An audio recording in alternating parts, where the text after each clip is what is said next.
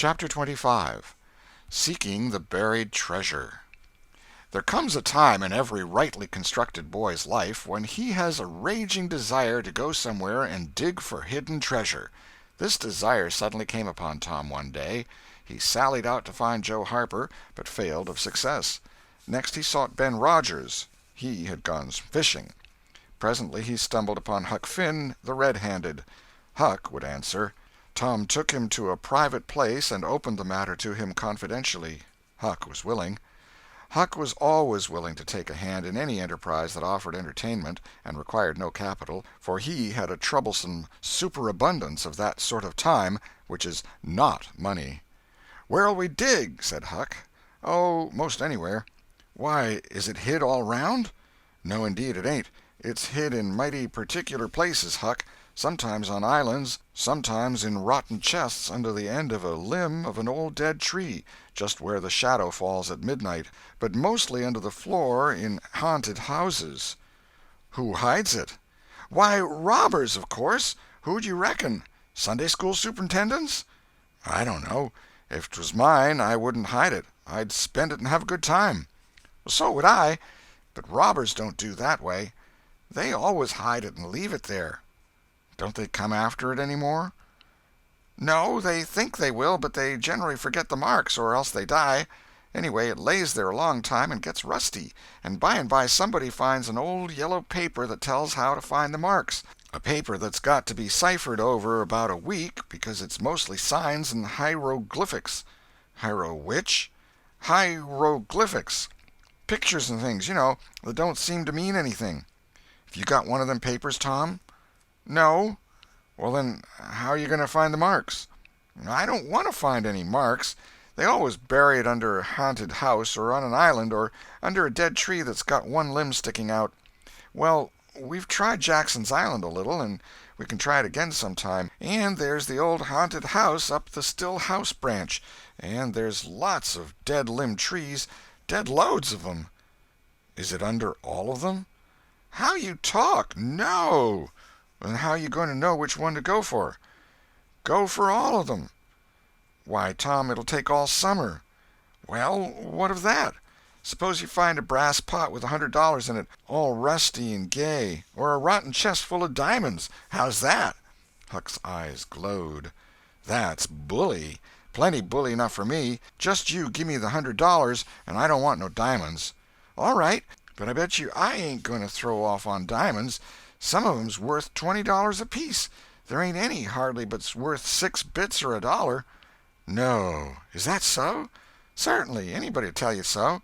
Hain't you ever seen one, Huck?" "Not as I remember." "Oh, kings have slathers of them." "Well, I don't know no kings, Tom." "I reckon you don't. But if you was to go to Europe, you'd see a raft of 'em hopping around." "Do they hop?" "Hop? Your granny. No."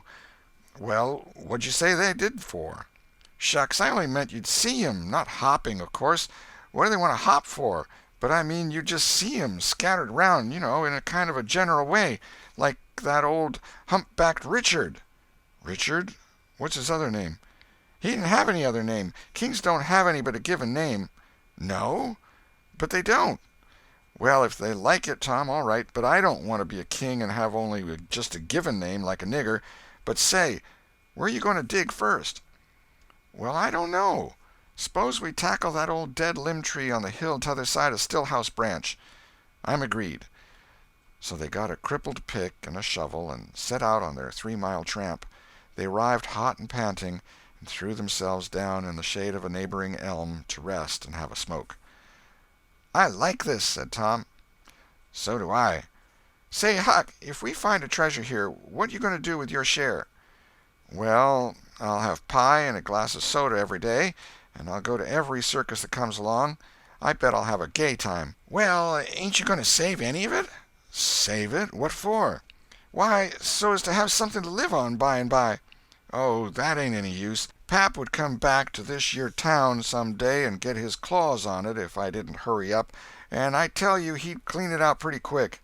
What you going to do with yourn, Tom?" "I'm going to buy a new drum, and a sure enough sword, and a red necktie and a bull pup, and get married." "Married?" "That's it." "Tom, you—" Why, you ain't in your right mind. Wait, you'll see. Well, that's the foolishest thing you could do. Look at Pap and my mother. Fight! Why, they used to fight all the time. I remember mighty well. That ain't anything. The girl I'm going to marry won't fight. Tom, I reckon they're all alike.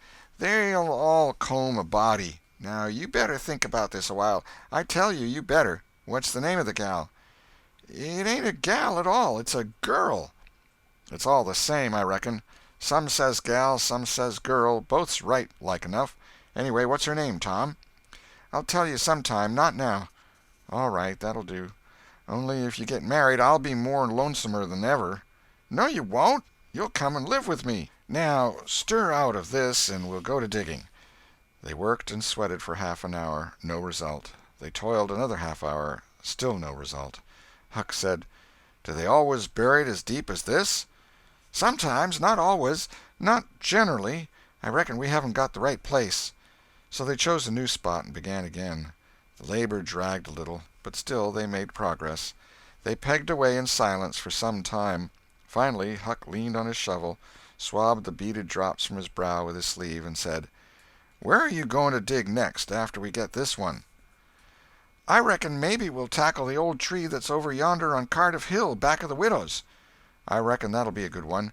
But won't the widow take it away from us, Tom? It's on her land." "She take it away? Maybe she'd like to try it once. Whoever finds one of these hid treasures, it belongs to him.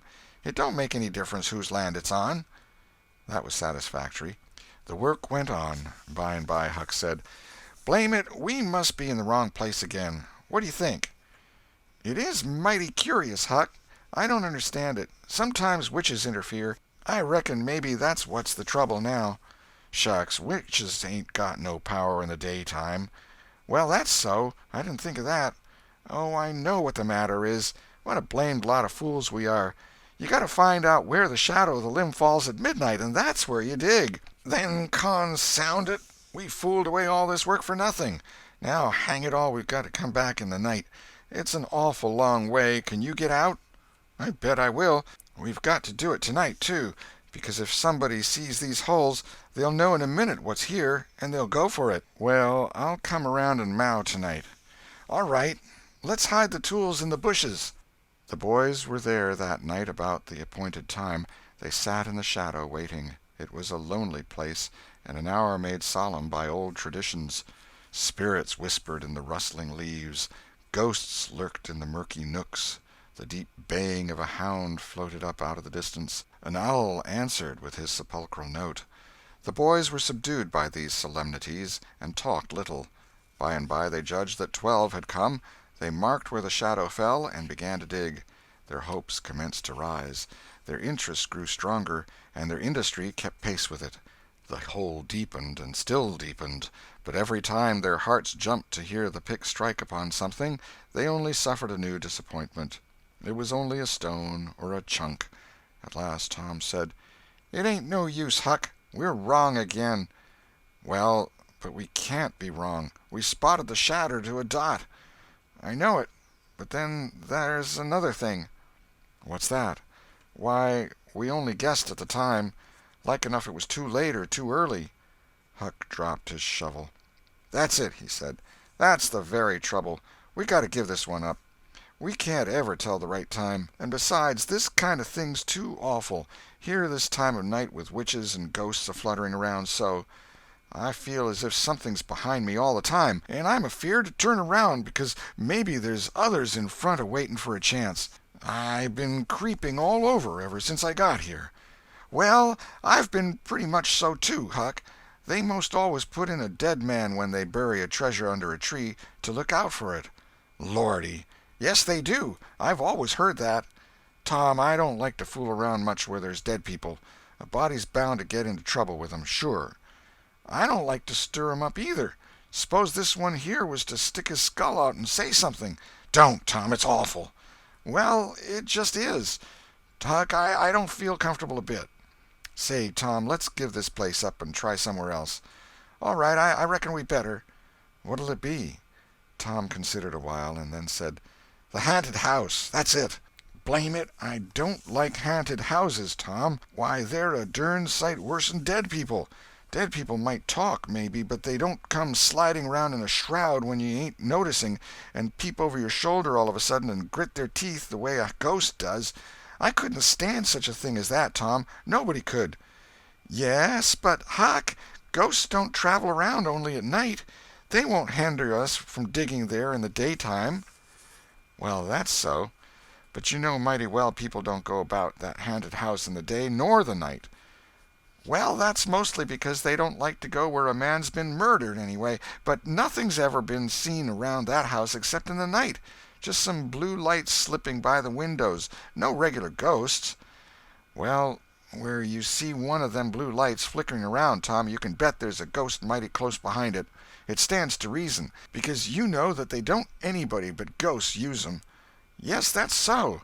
But anyway, they don't come around in the daytime, so what's the use of our being afeard?"